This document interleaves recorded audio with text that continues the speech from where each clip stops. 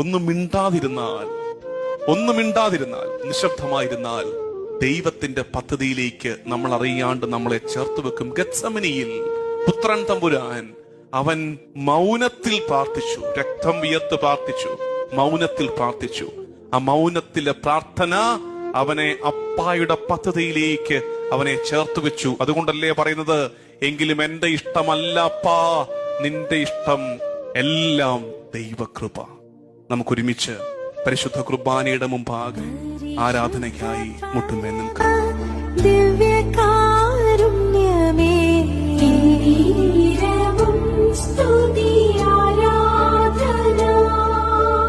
ദൈവമേ നിൻ പാദേ സർവമർപ്പിച്ചേകാം.